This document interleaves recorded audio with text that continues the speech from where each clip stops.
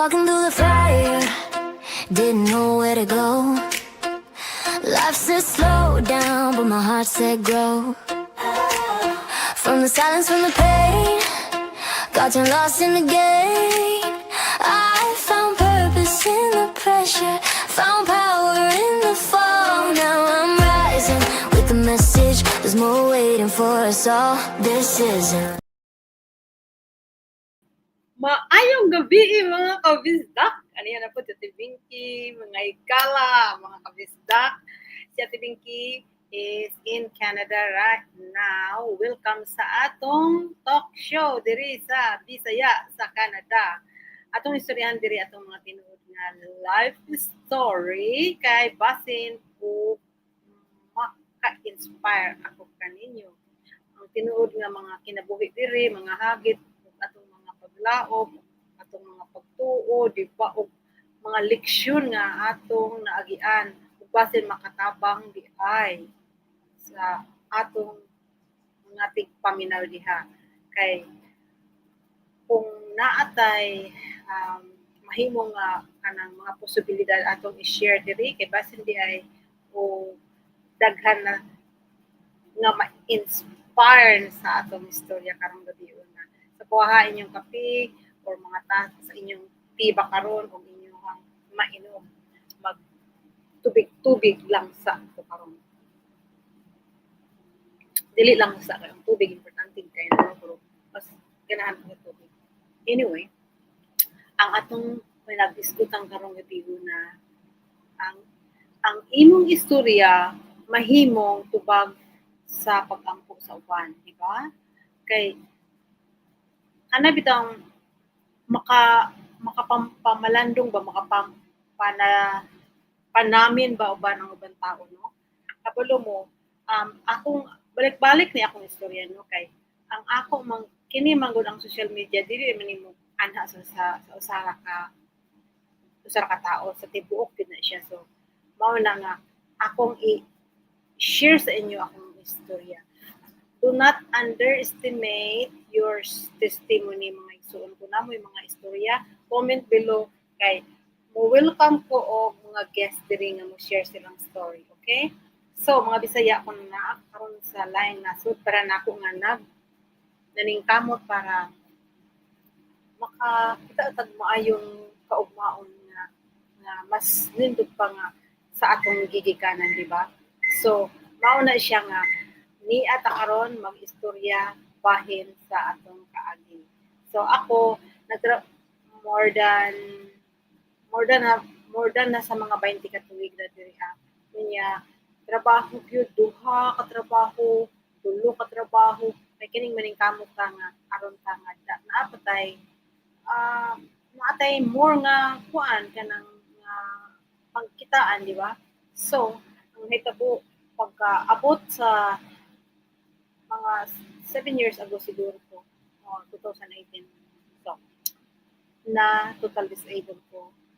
Karon wala ko'y trabaho sa kay long term anong disability no dugay kay nga mga recovery, dugay kay nga recovery. After sa long term disability, naapagud ko'y another 5 years na continue nga therapy.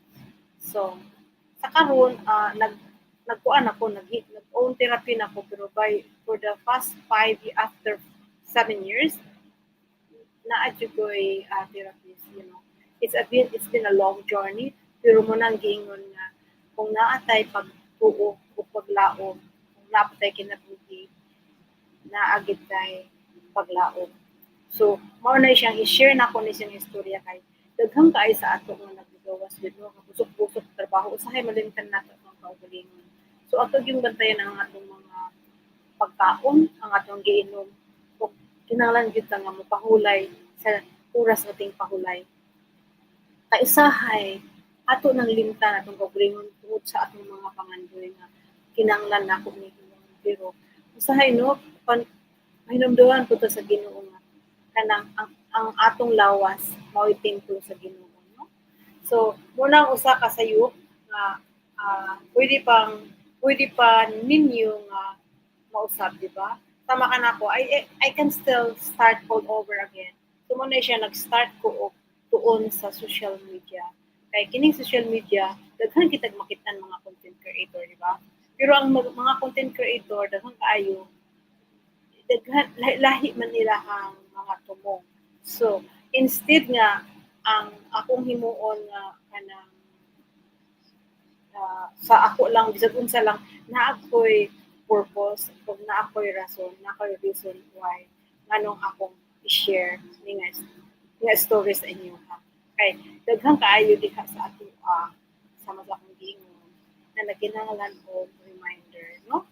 Hangtod bitaw no nga dili bitaw kay kani bitaw ang akong gihimuro nakit-an ra nako pud ni siya sa dihang gusto nako nga I need to do something, no? Nga ko maghimog something kay dili na nako kaya magtrabaho nga trabaho bitaw nga kanang usok-usok. So kanang kabulo ka kaning gikan ka sa ka kawadlon naanad ka nga mangita kita lain paagi bitaw niya. Usahay malin ka nato tong lawas nga nasubra na dahil siya. So mao nang kinahanglan ka nga mangita lain paagi kay there are other ways na dili ka mag usok-usok og trabaho. Pinaagi sa pag-inspire sa uban and inviting others to see the information. So mao ni siya nga and nga mag-share ko sa inyo ha kung kamo nangita mo og laing paagi labi na katong mga tao nga nag-abroad nga nangita mo og laing paagi nga basin ay kabalo ka sa abroad kung naa kay pamilya di ba imong biyaan imong pamilya kay magtrabaho ka imong ipapag-visit no ya okay lang kung na imong mama diri madala nimo pero kay sa ato okay ra kay sa Pilipinas kay daghang kaayo pwedeng mo bantay pero diri sa abroad kinahanglan jud ka nga mangita kung trabaho kung more ang ibayad nimo sa nani so there are options now nga instead nga magbayad ka sa imong ibayad nimo sa imong bantay so mangita ka lang paagi so kini siya usan siya ka paagi nga nindot nga you can stay sa imong balay-iban sa imong mga anak and you're still doing this because in your small pockets of time you can do it muna siya ang nakanindot ani niya na pag yo'y guide kung kinsa mag-ask sa imong there are guides and daghang kayo ang supportive nga kanang community. It's very nice. So kung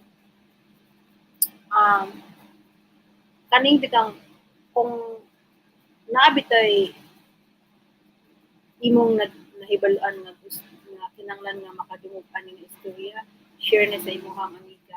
Okay nga naay laing paagi nga atong himuon na pwede ta we can grow together dili sa social media dili lang nga naay purpose bitaw because kita bitaw no ang mga ordinary mga tao gamiton miya pa na sa gamiton data sa Ginoo nga maka instrumento pud sa uban di ba because naaman ta sa community usara ta ka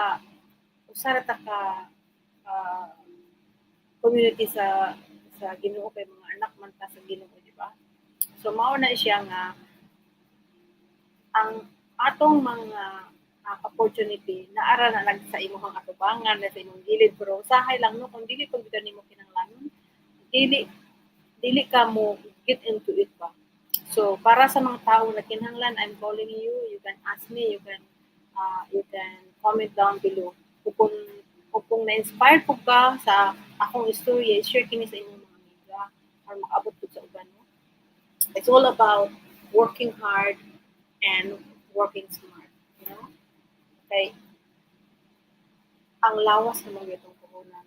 So, para sa mga naedad sa mga kanako, it's never too late na magtuon mo sa no?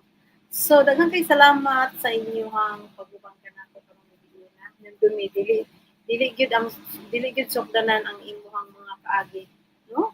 Kay ang sa imuhang kaugmahon kay pwede ka mo sugod ug usab no samtang duna pa tay mga paglaom o pagtuo nagtuo pa ka o nagtuo ka adunay bag you can start again salig lang gid sa Ginoo kay padayon gid sa kanang pagkat-on saon kay labi na daghan gid kay karon mangita gid og mga maayong opportunity nga kana bitang legit siya nga dili siya daghan mo ba karon mingon nga scammer scammer ka so you have to dig deeper you know okay ayaw gid undang og pagdamgo ayaw don't stop dreaming.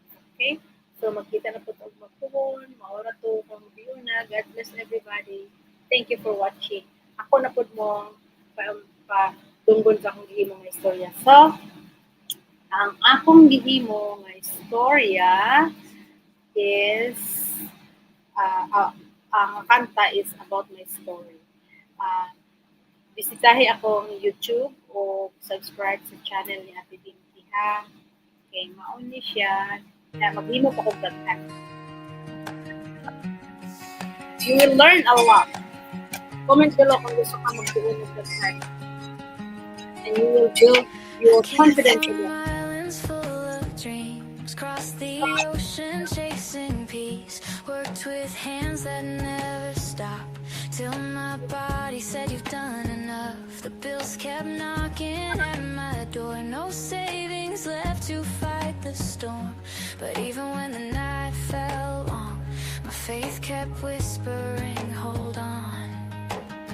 I thought my story ended there, but grace rewrote the page again. Broken roads can still lead home, even when the world says you're too late. I'm still rising, even when I fall, God's not done with me yet. From the ashes of my fear, hope keeps pulling me near. I'm still standing, pain and all, with no income and no walls. But I found a brand new way to live, and now I rise and I will give. Okay, daghang salamat mga igsoon. Magkita-kits na po ta og mapon. Bye-bye.